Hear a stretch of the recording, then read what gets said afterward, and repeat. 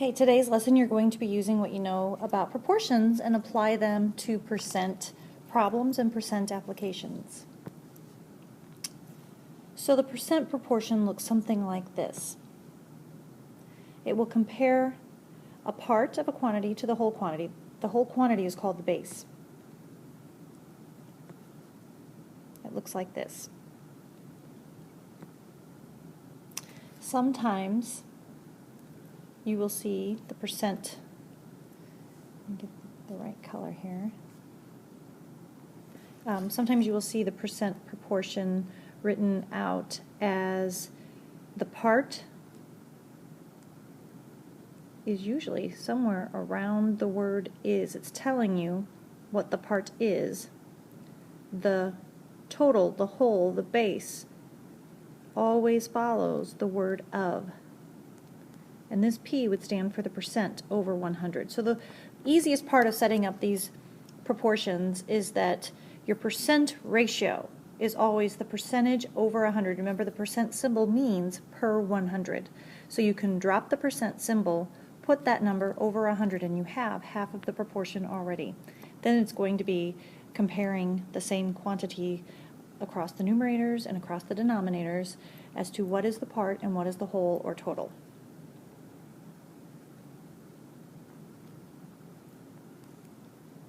So here's a statement. What percent, or question, what percent of $15 is $9? So we think about this. The part that's missing is the percentage. So we know that that percent ratio, P over 100, is where the variable is going to be. The percent is the unknown, so you have to determine where the variable is going to be.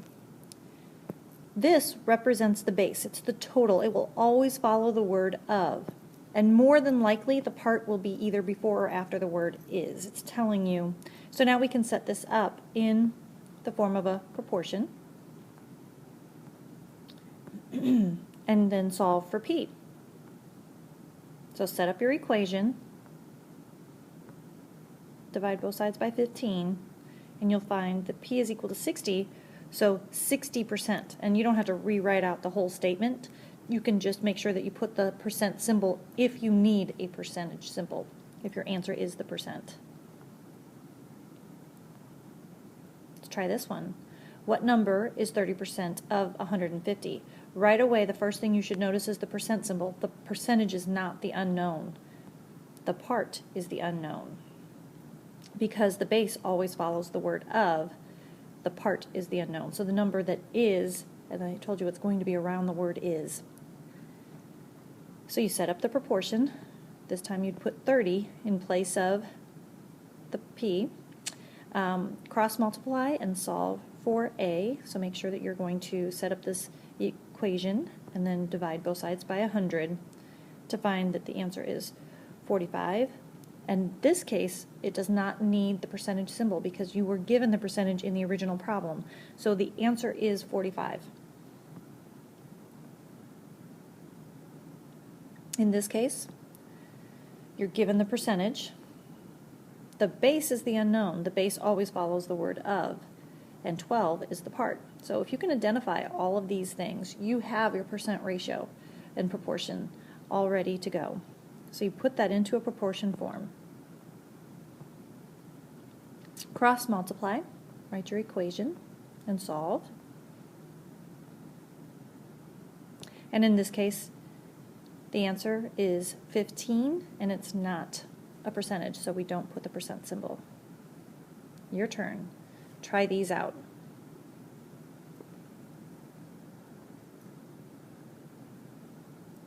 So again, you identify the parts that you have. I see the percentage, so I could do 5 over 100 for this side of the proportion. Doesn't matter where you put it. And of 60 tells me that 60 is the base. It's the total. So what's missing is my is. You can use A, you can use X. It really won't matter what variable you use. So if you cross multiply, you would get 300 is equal to 100A.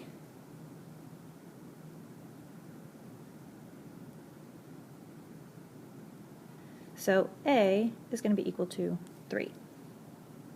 Looking at the next one, again, first easiest thing to identify is the percent ratio, so 75 over 100.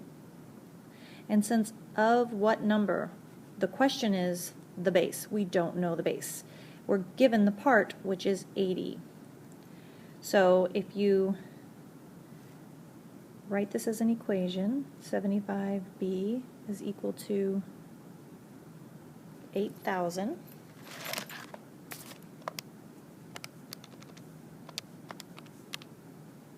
So it looks like we have the base is going to be equal to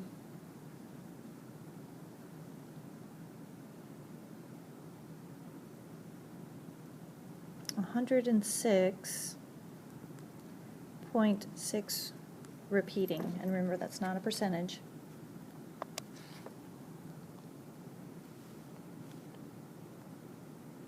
And you can round up to 0.7, that's fine. How about a word problem? Using the same concept, same idea. So about 15% of television is taken up by commercials. So they're giving us the percentage. We already know we have the percent proportion. Okay, so now we have to somehow identify the part and the whole. When I look at the information given, they say how much commercial time is there in a 2-hour show, and we want this in minutes. So the first thing we're going to have to do is convert our 2 hours into minutes, and 1 hour is 60 minutes, so you know you're going to be multiplying because the h's will cancel out. So we have 120 minutes of show time, and so that's our base. That's the total or the whole amount of time that we're given for this show, and our unknown is the commercial time. So we will cross multiply. 100A is equal to 15 times 120, which is 1800. Dividing both sides by 100 will give us A equal to 18 minutes. And if you have a word problem, you're going to need a label. So show all work. The second word problem, in a recent survey, 25 out of 60 students said they prefer English to math. What percent of students is this? So, remember they said some clues to look for. 1, the question is, what percent? So we know that the percent is what is missing, so that'll be a P. So now we need the part and we need the whole. They always say the base or the whole number is following the word of, so that has to be here, and it's kind of written and implied to be 25 out of 60. So if we cross multiply, okay, we get 60p is equal to 2500, and when you divide,